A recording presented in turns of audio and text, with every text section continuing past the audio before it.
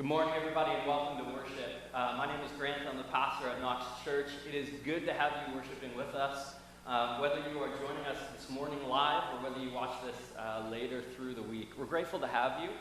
Grateful that it's God's Spirit that continues to gather us together for worship. And so it's our prayer, my prayer, that you would feel that and sense that this is God inviting you into a space of worship, whether that space today is your family room or maybe your phone, like on a treadmill or out for a walk. We do believe that God gathers his church together across the world to worship. There's a lot going on today, and so I simply wanted to say welcome. We're glad you're here. I'm going to pray. I'm going to hand it over to the praise team to lead us in song as we get started. God, thanks for the gift of this day. Thank you that you are present with us.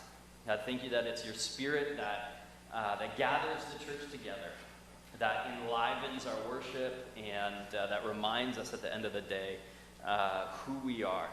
So many people gathering to worship around the world, many people gathering to worship in our cities, many people in our community who call Knox Church home, and we're going to trust that your Spirit equally present in and through all of these spaces. So thanks that you're with us. Pray that you would bless our time together. In Jesus' name, amen.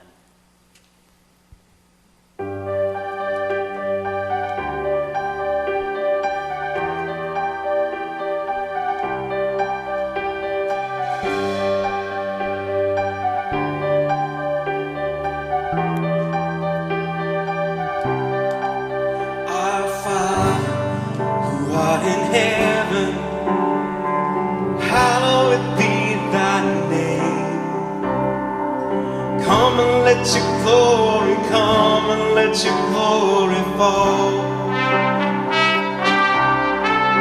Our Father, who art in heaven, the rocks cry out your name. Come and let your glory come and let your glory fall. I will sing a new song. I will sing a new song. I will sing a new song to the Lord. Let your kingdom come, let your will be done, on earth as it is in heaven. Every heart proclaim the mercy of your name, on earth as it is in heaven.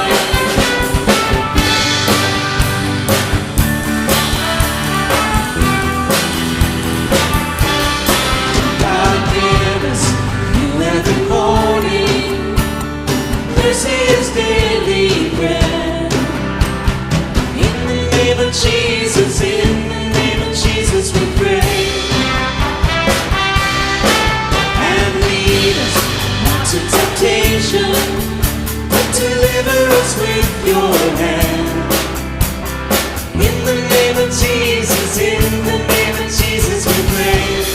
Father, we pray, I will sing a new song. I will sing a new song. I will sing a new song to the Lord. Let your kingdom come, let your will be done, on earth as it is in heaven. Every heart proclaim the mercy of your name, on earth as it is in heaven. For the kingdom is yours and the power is yours and the glory forever, amen. Yes, the kingdom is yours and the power is yours and the glory forever, amen. For the kingdom is yours and the power is yours and the glory forever, amen. Yes, the kingdom is yours and the power is yours and the glory forever, amen. Let your kingdom come, let your will be done, on earth as it is in heaven. Every heart proclaim mercy of your name, on earth as it is in heaven. Let your kingdom come, let your will be done, on earth as it is in heaven. Every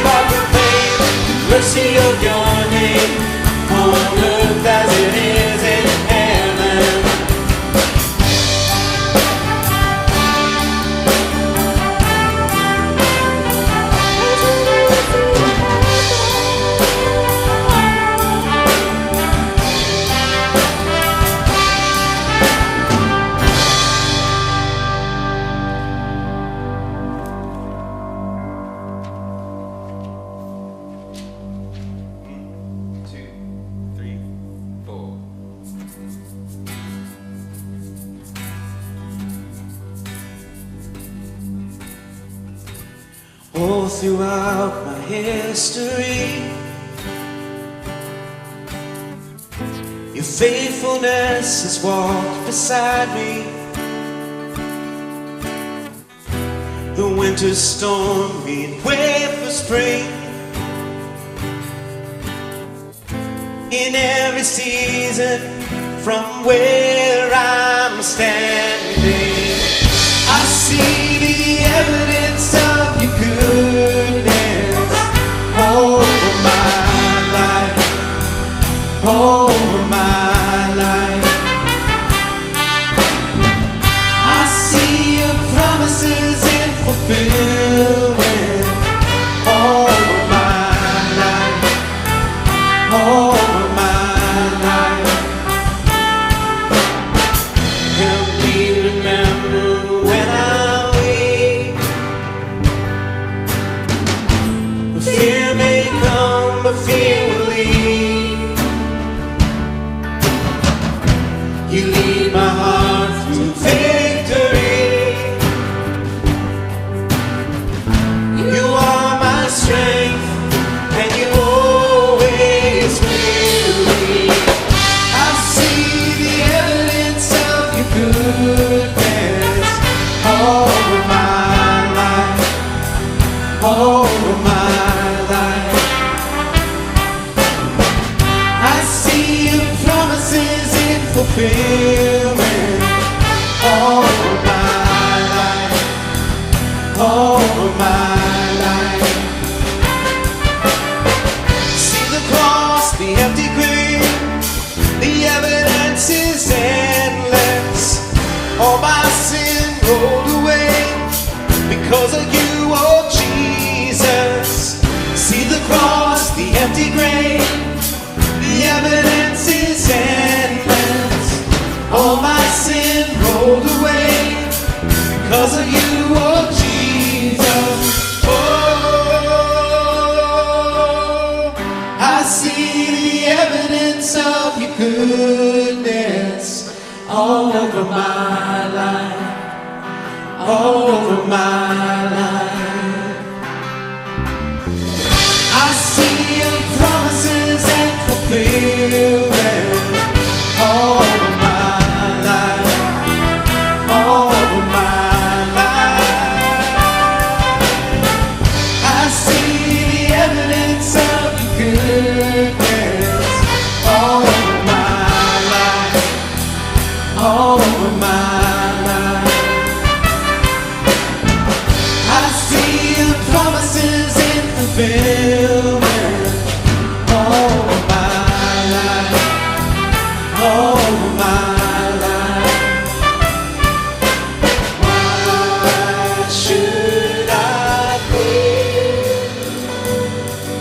The evidence is here.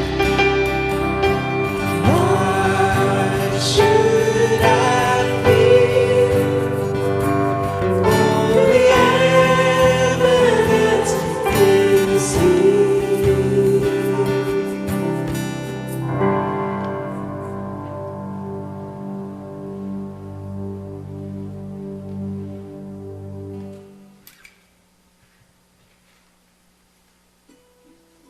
One day, while Jesus and his disciples were traveling through a place called Samaria, they came upon a well. The disciples went into town to go and get some food to eat, and Jesus stayed behind to rest. Around about noon, a woman came by the well to get some water. Now Jesus knew everything about this woman just by looking at her. He knew she had had a rough life. He knew she didn't fit in with other people in her town. And he knew she had a really hard time believing that anyone really cared for her. So as she came near, Jesus said to her, "Would you mind getting me a drink of water, please?" The Samaritan woman was shocked that Jesus had spoken to her. "Don't you know who I am? You are a Jew, and I am a Samaritan. Our people don't get along." Jesus answered, "Yes, I know who you are. And if you knew who I really was, you would have asked me for a drink, and I would have given you a drink of living water." The woman was not impressed. "Oh yeah," she said. "And where are you going to get this living water from? You have no bucket and no cup. Or maybe you think you're better than everyone else. Maybe you even think you're better than our ancestor Jacob, the one who made this well." Jesus stood and answered, "I'm not talking about the water in this well. When you drink from this water, you'll just get thirsty again. But when you drink the water I am offering, you will never be thirsty again. In fact, it will be like you have a fountain bubbling up inside of you forever." "Well then," said the woman, who wasn't sure what to believe, "why don't you give me some of this water so that I don't ever have to be thirsty again?" Jesus knew the woman was not convinced, so he started to tell her things about her life, things nobody else could possibly know. Now she was really confused. "Who are you?" she asked. "Are you a Jewish prophet? If so, aren't you supposed to be back in Jerusalem, where your people worship?" Jesus answered her, "Pretty soon, it won't matter where you worship God, because he's never really been interested in where your body is. He's much more interested in where your heart is. So instead of worshiping God with your body, worship him with your spirit and with your heart." The woman's head was spinning. "I know God's Messiah is coming," she said. "And when he comes, he will explain everything to us." Jesus then said to her, "You're right. He will explain everything to you. I promise. And I can say that because he is me. I am the Messiah." Suddenly, everything made sense to her. No wonder Jesus was offering her eternal life and living water. He was God's special Messiah. And he had talked to her. He cared about her. He thought she was worth saving. Never in her life had she felt so loved and cared for. Sometimes we can look at ourselves and say, we aren't worth loving. We only think about the things that we've done that we're not proud of, the things that we've said, or how we see ourselves. And sometimes we can even think that God must not care about us either. But God isn't like that. He loves us so much that he wants to spend forever with him. Because he doesn't care about where we've been. He cares about where we were going. And that is the very reason why he sent Jesus. Jesus loves everyone.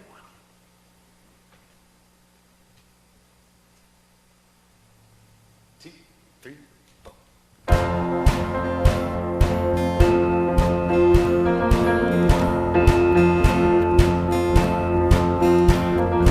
Come all you weary, come all you thirsty, come to the well that will never run dry. Drink of the water, come and thirst no more.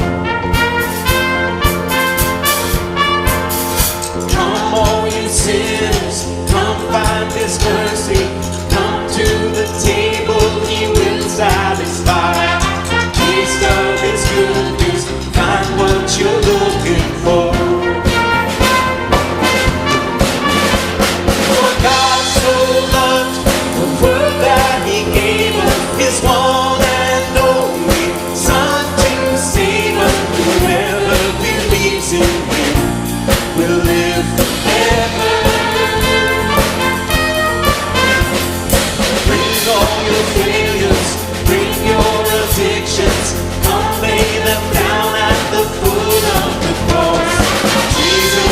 waiting there with open arms.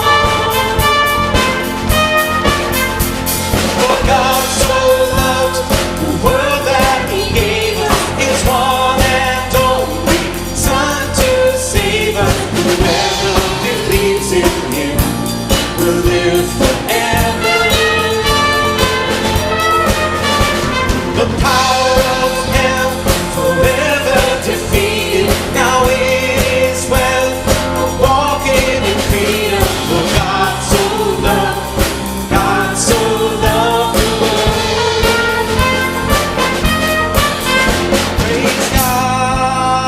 Praise God, from whom all blessings flow. Praise Him, for the wonders of His love. Praise God, from whom all blessings flow. Praise Him, for the wonders of His love.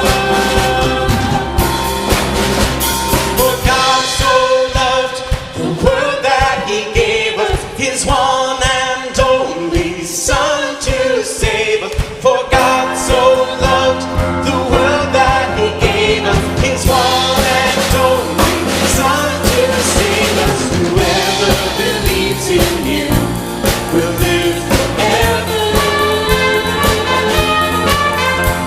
The power of hell forever defeated. Now it is well, I'm walking in freedom. For God so loved the world.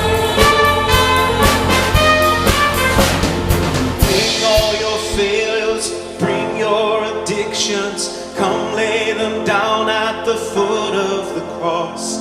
Jesus is waiting, God so loved the world.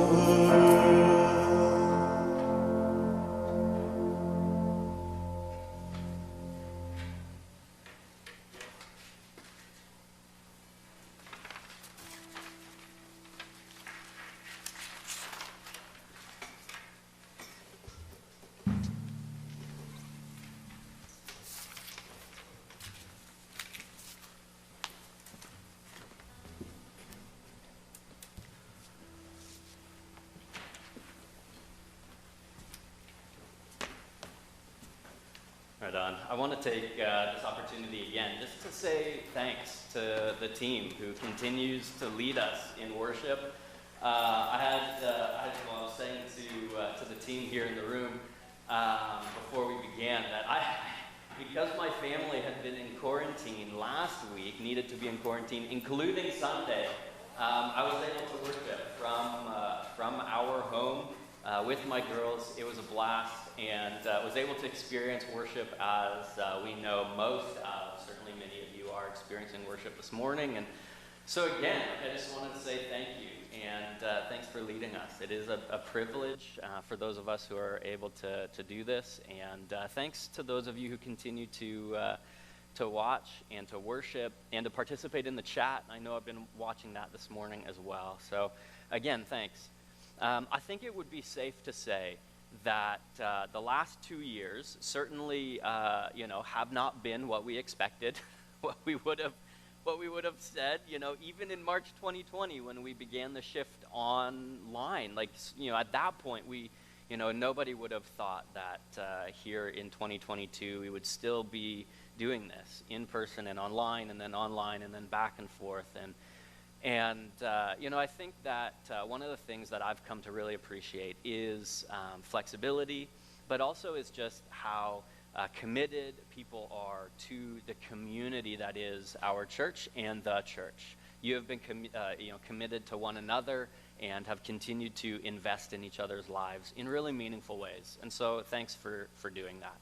Over the last kind of year or so, I've been invited into a conversation with a few other ministers in our presbytery. 4 of us would meet sort of on a regular basis to really think and dream about what the church can look like when communities of faith begin to work together in very intentional and strategic ways. And it was really our way in part, to think through ministry during the pandemic. Like, how are we going to continue to do the ministry of the church? And that morphed into dreaming and praying and thinking about what the church in Hamilton, in the Presbytery of Hamilton, of which we're a part, could look like beyond the pandemic, and as we continue to serve our city together and to worship together. And it was a really encouraging conversation, and we really did not land on any answers, other than to say that we want to continue that conversation. So I've mentioned the cooperative ministry pilot project that we are a part of for the year 2022. And today I'm really excited for an opportunity to tell you a little bit more about what that means, what it's going to look like. As a way of doing that, the three ministers who are a part of this project, myself, David Moody, and Alex Douglas, got together and talked our way through John 4. And so what I want to do is read John 4, the first 26 verses for us. It's the account of Jesus and the woman at the well, the same as we've seen in the family time video. And then we're going to watch together a video that talks through this passage with a particular heart for naming the mission of the church. Right? So yes, the mission of our church here in Waterdown, but also the mission of the Big C Church. And I hope it shares a little bit about the heart behind why we believe it's a good idea for churches to cooperate together and to be a little bit more strategic about doing ministry in our city together, for our city, for our communities of faith. And so let me read this. We're going to watch the video. And then later on in the service, I'm just going to walk us through practically what some of this is going to look like in the year ahead. This is from John 4. It says, "Now Jesus learned that the Pharisees had heard that he was gaining and baptizing more disciples than John, although in fact it was not Jesus who baptized, but his disciples. So he left Judea and went back once more to Galilee. Now he had to go through Samaria. So he came to a town in Samaria called Sychar, near the plot of ground Jacob had given to his son Joseph. Jacob's well was there, and Jesus, tired as he was from the journey, sat down by the well. It was about noon. When a Samaritan woman came to draw water, Jesus said to her, 'Will you give me a drink?' His disciples had gone into the town to buy food. The Samaritan woman said to him, 'You are a Jew, and I am a Samaritan woman. How can you ask me for a drink?' For Jews do not associate with Samaritans." Jesus answered her, "If you knew the gift of God and who it is that asks you for a drink, you would have asked him, and he would have given you living water." "Sir," the woman said, "you have nothing to draw with, and the well is deep. Where can you get this living water? Are you greater than our father Jacob, who gave us the well and drank from it himself, as did also his sons and his livestock?" Jesus answered, "Everyone who drinks this water will be thirsty again, but whoever drinks the water I give will never thirst. Indeed, the water I give them will become in them a spring of water welling up to eternal life." The woman said to him, "Sir, give me this water so that I won't get thirsty and have to keep coming here to draw water."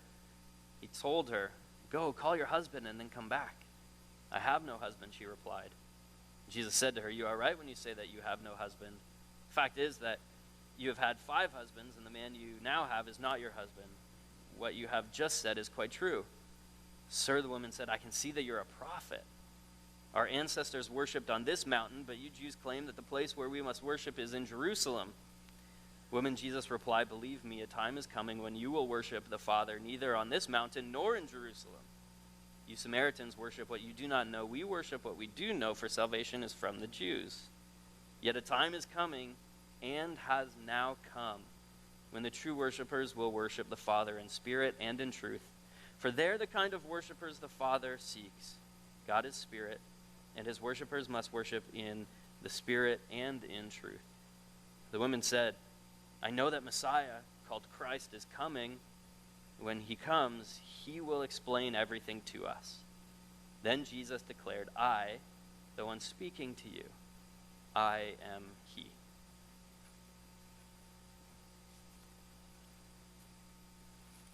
Hi there, welcome to our first discussion-based sermon conversation.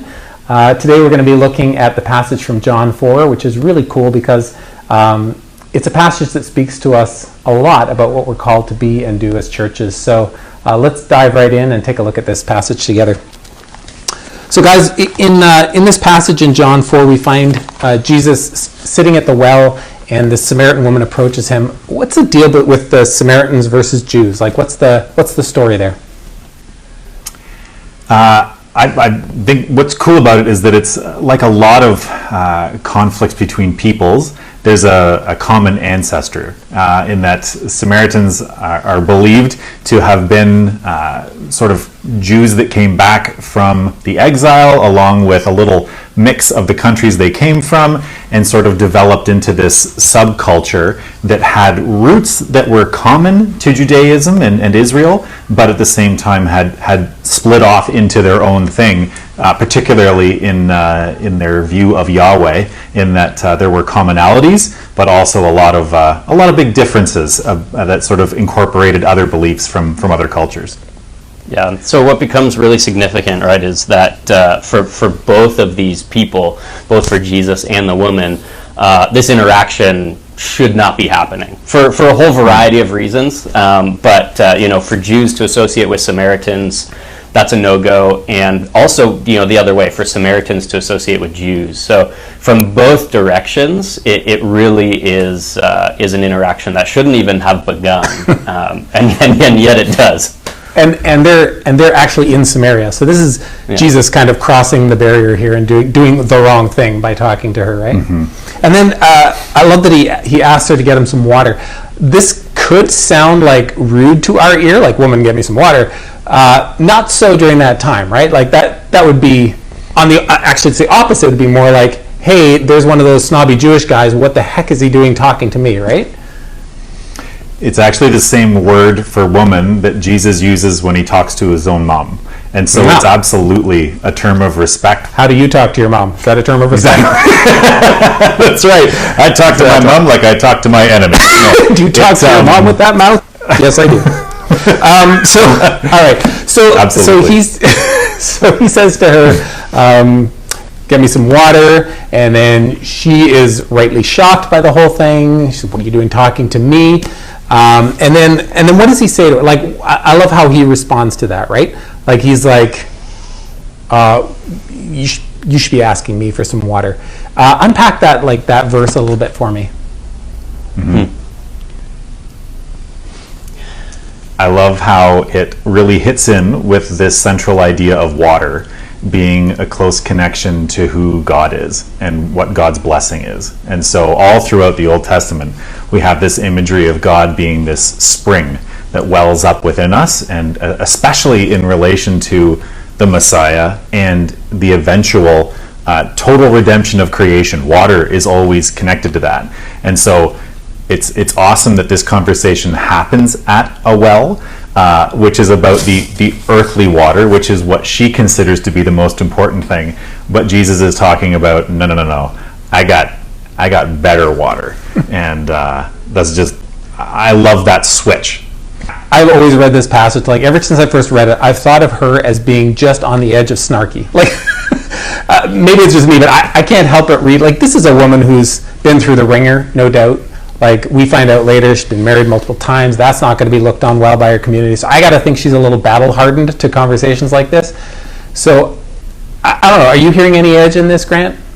So I love the whole interaction, like from start to finish. It just carries a ton of meaning.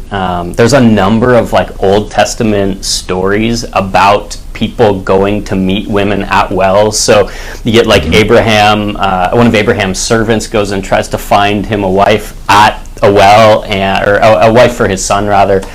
You get Jacob, who met Rachel at a well. You get Moses and Zipporah. So you get all these interactions, and in each of them, the immediate response is yes. Like, the woman goes and gets the water, and so you get this similar, very similar interaction. And the Samaritan woman says, "No, but you're a Jew and I'm a Samaritan woman." Like, it's pushback, and I love how. Like, whenever Jesus gets any like opposition, no matter how great or small, he flips around with a question, right?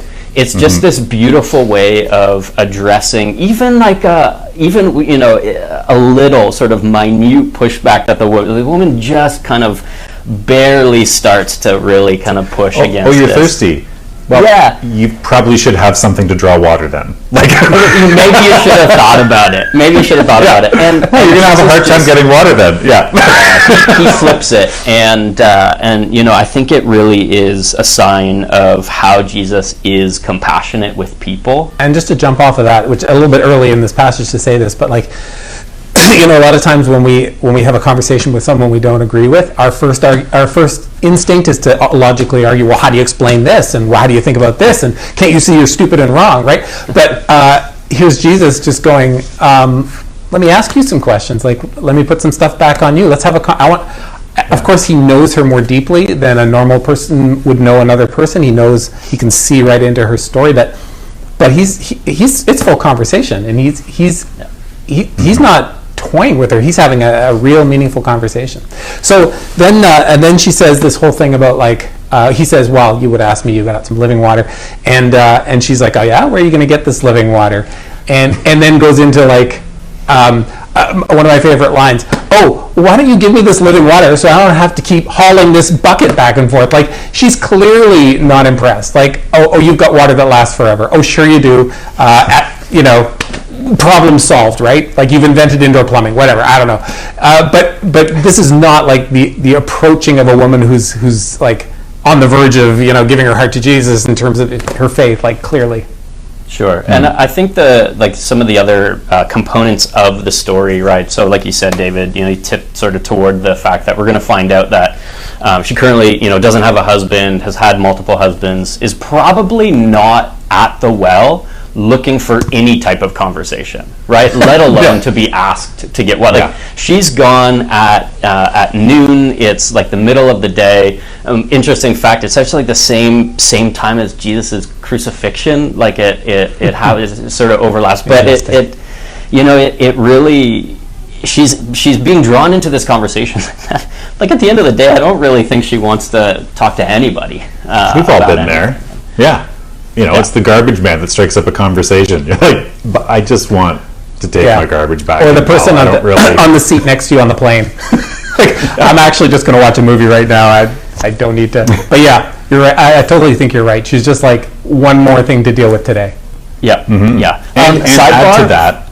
Yeah. Go ahead. Fastest way to not have the conversation with somebody on a plane is to tell them that you're a pastor. Like, nobody wants to be sitting next to the pastor on a plane. No. Well, except for another pastor. Ironically, I think that's the piece that's probably rubbing her the most, is that not only do I have to talk to you because you're striking up a conversation, but you're a Jew, and I don't want to talk to you. Like, I am taught that what you believe is pagan. You think that what I believe is pagan. You think I'm a lesser person. I think you're a lesser person. So why are we having to have this conversation? And, so let's jump to what I'll call the elephant in the room. It's when Jesus asks the woman, go and get your husband, knowing full well that she's not married, she doesn't have a husband, she's been married multiple times. Is he being rude here again? Like, is he like trying to make her feel embarrassed? What's going on here? No, I have this note as I was reading through. I'm like, man, this is a leading question, but I don't get a hint of malice in it. Like, I don't sense malice in the question, because part of the benefit of where we sit, right, is hindsight. We get to read the whole story and then go back to this question and go, well, so what's he doing here? And I think like this is Jesus revealing who he is. Like, that's so much of like these opening chapters in the book of John is the story of Jesus revealing himself as Messiah, and this is where this story ends up, right? So, like, to spoil the ending, right? This is Jesus beginning to reveal who he is to the Samaritan woman, and so like with that full picture, I don't think it is, because like he's got to start revealing, or he's got to start down the path of conversation that takes her to that realization where she says, like, sir, I can see, right? It's this beautiful image, right? Like, I can see that you're a prophet.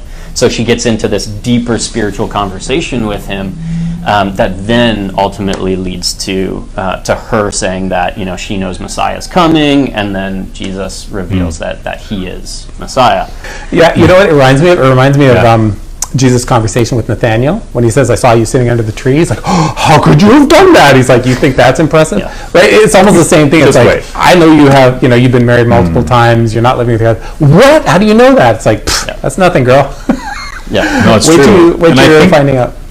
That's the coolest part about this, and where I think we can all see ourselves in this, is that Jesus knows all of us, and none of us know him fully, right? Like, this woman knows a piece of who Jesus is, but really it's nothing. She knows he's a Jew. The most beautiful thing about this, that Jesus knows who she is, and he pursues her, and seeks her out. I mean, everything about this is about Jesus being there at that time to talk to this woman. Oh, and I think what you're introducing, Alex, to is just this brilliant thought experiment that, I mean, many of us do, I think, naturally when we read Scripture, but you probably read yourself into the story at one point or another, right? And so, you're naturally going to identify with certain characters as they appear in the New Testament, certainly as you read through the Gospels. And one of the typical things for Christians to do is identify with the disciples, because we call ourselves disciples, followers of Jesus, and they're absent from this story, which makes the whole thing even that much more complicated. So here's Jesus alone with a woman at a well, Jew, Samaritan, like all of it. There's all these layers. And you just have no other option here than to read yourself into the place of the Samaritan woman. There's a bunch of wrapper around the story, right? So the end of the story, as we know, she runs back into town, tells everybody about him. They get excited. They come back. They meet him. They're like, oh, this is interesting. Like, some of them believed right there and then. They're like, well, clearly she told us. We believe. That's it. But then they go back into the town, spend 2 days with the folks there, and by the end, there's a bunch more people saying, okay, now we don't just believe because of what she said, we've seen it for ourselves, and so they become believers as well. And what's really cool is if you go back to the beginning of this passage, beginning of chapter 4,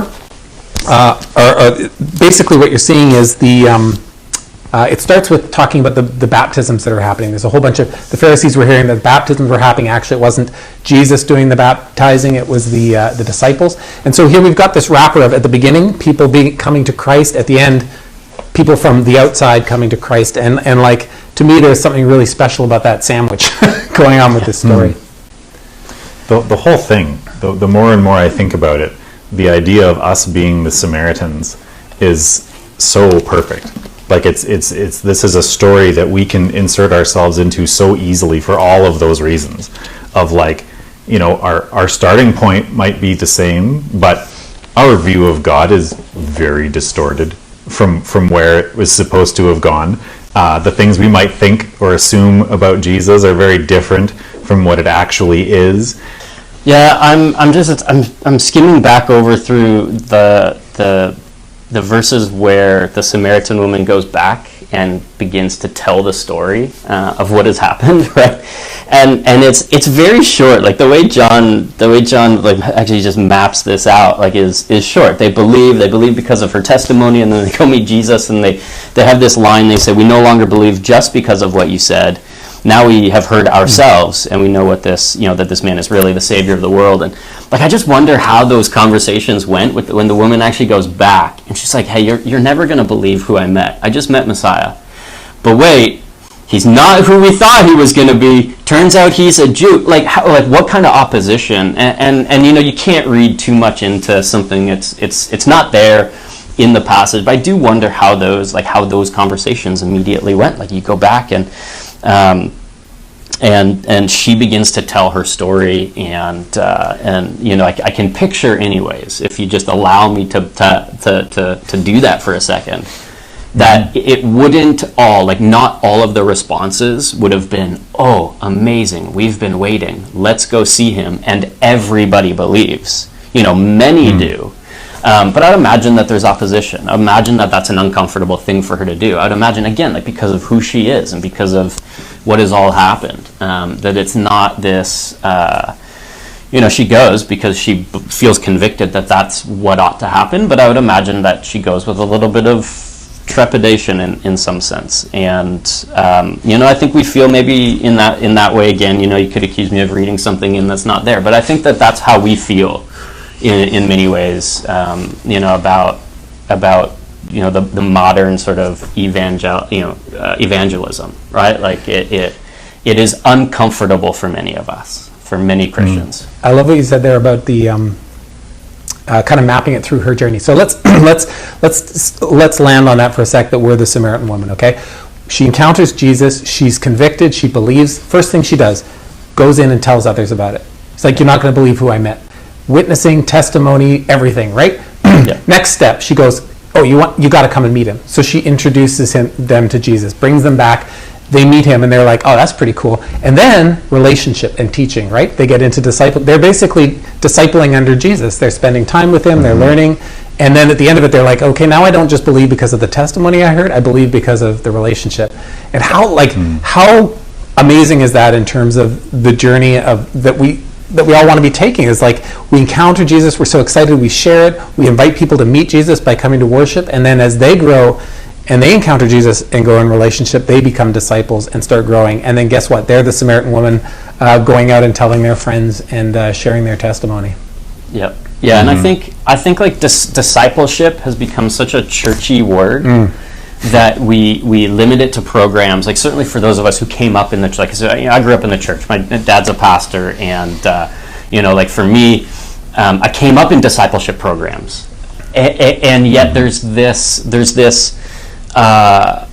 natural flow to what happens here. There's this, hey, come and see. It really is like, Dallas Willard uses the word apprenticing, right? To just spend time with Jesus. Yeah. Learning to be like him, right? Learning from the master. Introducing that relationship and then helping it to grow. And I think the word introducing is so key in that. Ultimately, it's not just about her going, sit and let me tell you about it. It's about her introducing them to Jesus. Let me bring you to this guy. Let him do for you what he did for me. And a lot of the times we forget that. And let's be honest, everyone got introduced to Jesus either by their parents or somebody who invited them. So nobody started off as a believer. We all had that moment where we were born again, and we gave our lives to Christ, and that became a whole new relationship. And that's what we're seeing in this story. Which I want to pivot this now into just a chat about what that means for us as churches, because we know that as churches we're called to be Jesus in our communities. We are the body of the church is the body of Christ in our community, and so we're supposed to be doing the kind of things he's doing for our neighbors. And so, like, what's the challenge for us in this passage? It means that I can't only find myself with people who make me comfortable. But I can't only find myself having friendships with Christians. I can't find myself only in circles where people's beliefs are going to confirm my own beliefs. Like, the gospel might grow to some degree in those relationships. Sure. Are they beneficial? Yes. Like, are they edifying? Absolutely. Sure. Are we called into community? Iron. 100%. But when it comes to actually introducing people to Jesus, that it means being intentional about our relationships. I need to be in relationship with people who are not like me. And I think those two components, like trusting in relationship, but also being willing to say, this is what I believe. And it's one or the other that we tend to trip on. We either trip on, let me tell you why you're wrong, or let me convince you of my point of view. That's or we go on the side of, hey, I'm going to make friends with everybody, but I'll never mention what I believe in because that might put them off. And it's like, no, it's both and. Both and is I feel like that's the title of Jesus' biography, right? Is why do you guys always make it either or, right? Like, I'm just both and, guys. Like, I want to be with these people. Like, sometimes we get in this mindset of church that we're supposed to collect Christians, that's our job, is to just get as many Christians in one place as we can, and then it'll be good. And as Grant said, I mean, and as I said, I mean, iron sharpens iron. It's good to be around other believers who make you stronger, who challenge you, who will help you go deeper, and hold you accountable when you need to be held accountable. And none of us start the journey as believers, right? None of us start it. Like, Jesus goes out, and that's, again, the beauty of this is that, there's that response that you mentioned, David, about us needing to decide to be born again. And that's the both and of God, is that it is both him pursuing us and us responding to him. All right, so let's go back to the question. So we know that Jesus is modeling going out, building relationship, and sharing the truth.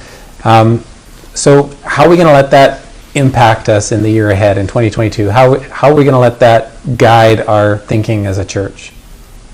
Like, I just think that it's important for us to locate ourselves in our communities, right? To remind ourselves that, like, we are embodied people planted in specific communities. And, so our congregation, it pulls from Waterdown, Hamilton proper.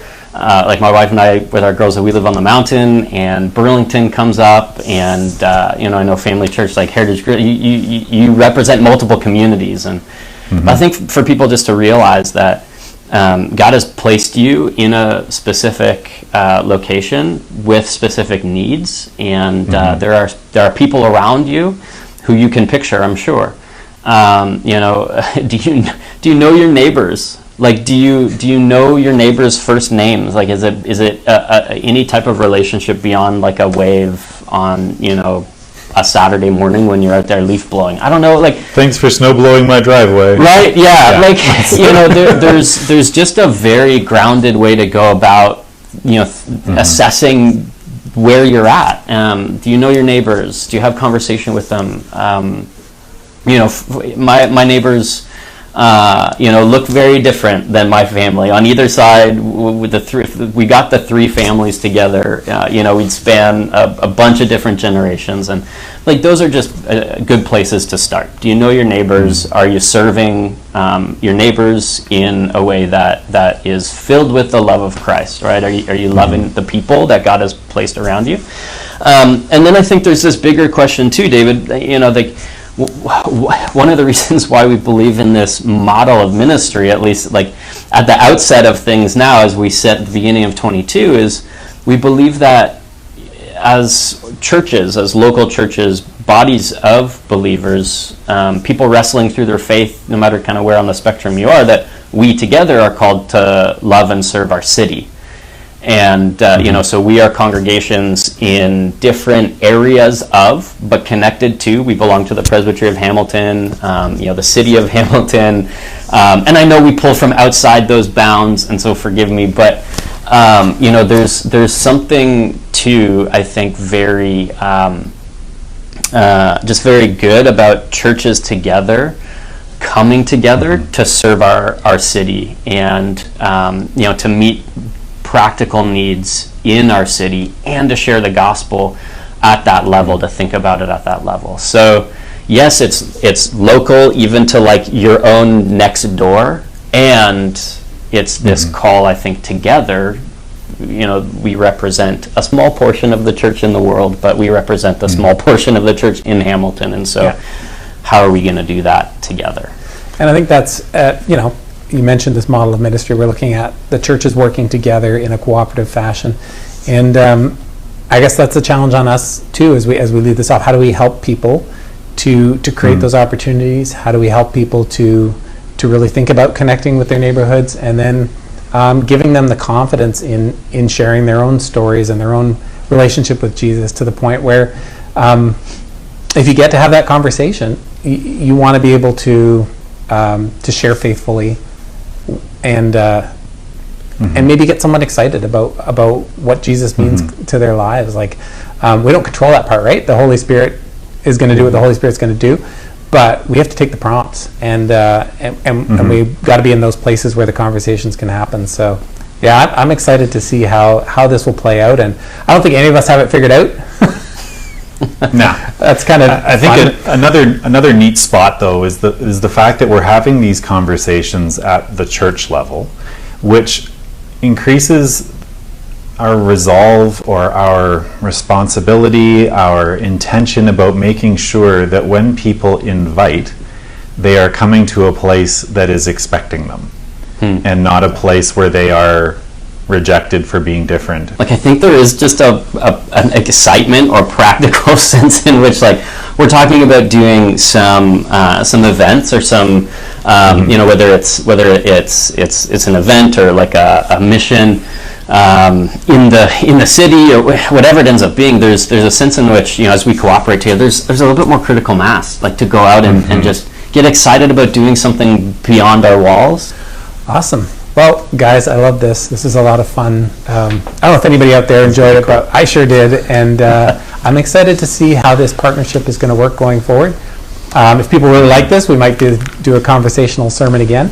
But at the very least, I love that we got to do this together and kind of pitch together this idea and think it through of what it means to really live out Jesus' mission in cooperation in community. So thanks a lot, guys. God bless y'all. In cooperation in community. So thanks a lot, guys.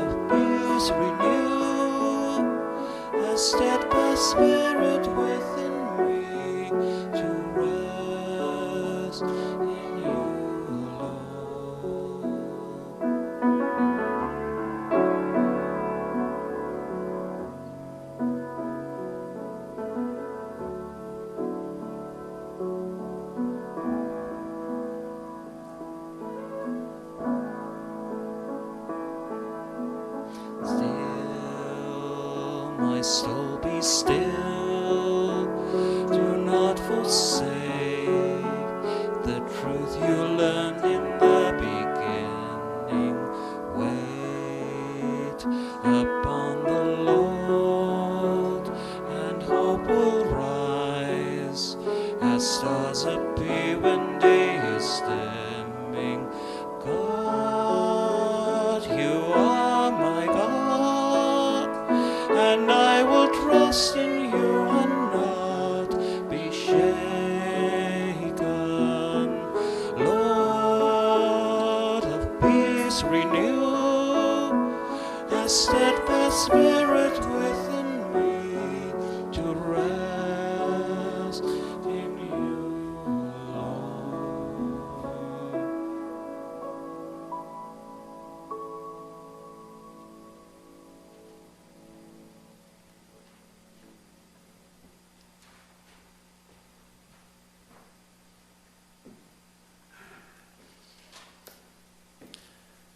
So as we continue to worship today, in a minute I'm going to pray, but I wanted just to take a couple of quick minutes, and I've got people who are going to flag me down if it goes too long, because it's not like this isn't a chance for me to add anything more. I just wanted to say a couple things, practically speaking, about what we can expect in the year ahead. I hope that you've heard in that video the heart behind why we want to cooperate together as churches, why we want to work together, and it really is to reach people. We believe that together we are going to do a better job of both inviting people into relationship with Jesus and also serving our city. Our communities that we represent have some very real and practical and significant need. And we really do believe that together we are going to do a better job of both of those things, both inviting people into relationship with Jesus, with a God who loves them, and also serving our city in some real practical and hopefully creative ways. So I'm excited. I want you to hear, I think first and foremost, I'm really excited about what is to come. Practically, you're going to begin to see some things that Alex, Douglas, and I are going to do together throughout the week, helping us as a community of faith and communities of faith engage with our spirituality and engage with our communities, so conversations beyond Sunday morning. You're going to see things like we've already seen in terms of increasing our family ministry, helping families have meaningful conversations about faith, and some joint projects as we move forward. So it's not going to change much of what you already know and love about our community, about Knox Church, but it is hopefully going to remind us and encourage us toward this bigger conversation. It's also hopefully going to allow us to use our gifts and passions and strengths to the best of our ability. So Alex Douglas has created those family ministry videos, and I might have mentioned that already before.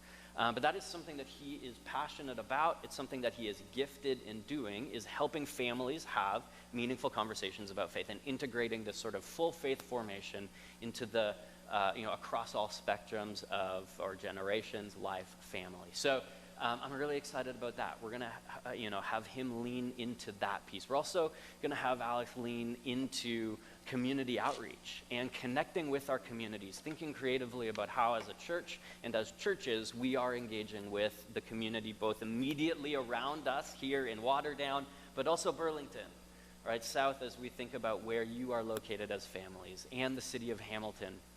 So I'm really excited about that. Next week, we're going to begin a sermon series, and that's one of the things that I'm going to be leaning into is preaching and teaching.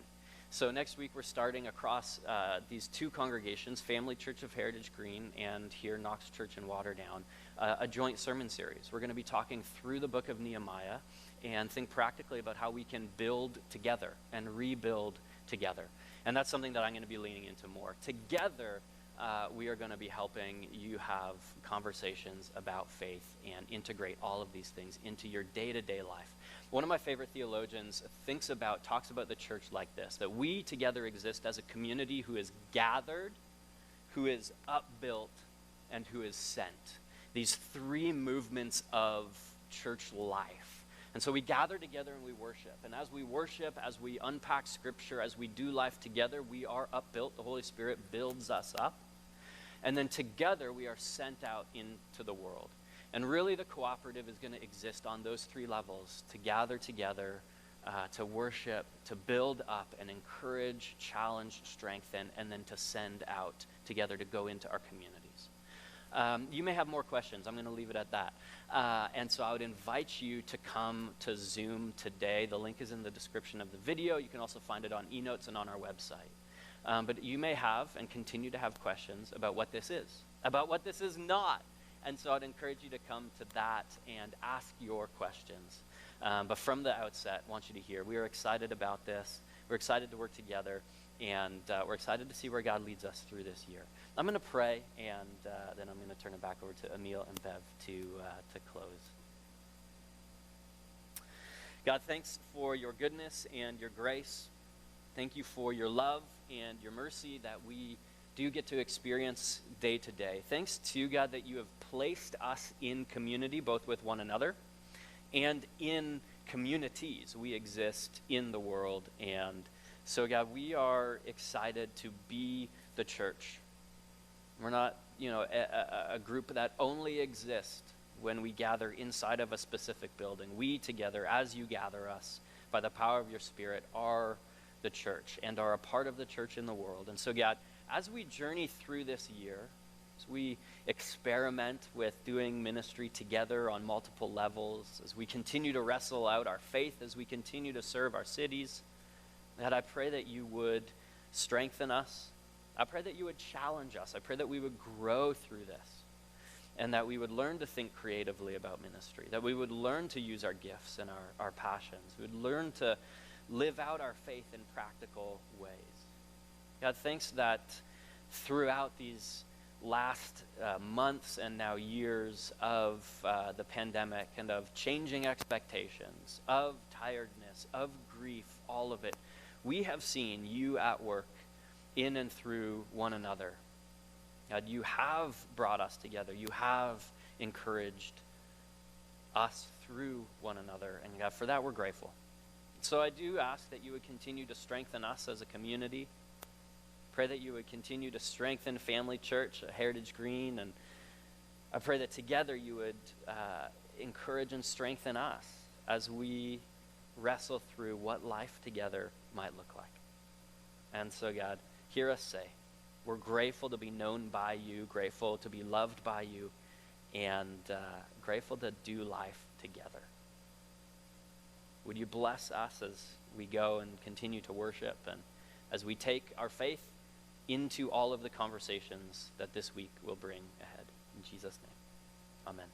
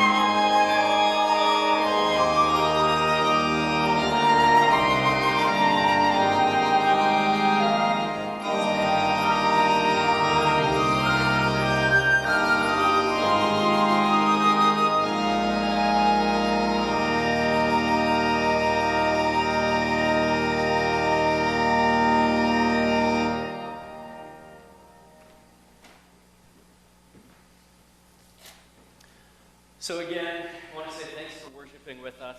I want to say I hope that you'll take some time to join us and come to a conversation on Zoom. Bring your questions. If you can't do that and you have questions, you can always email them or text them to us throughout the week.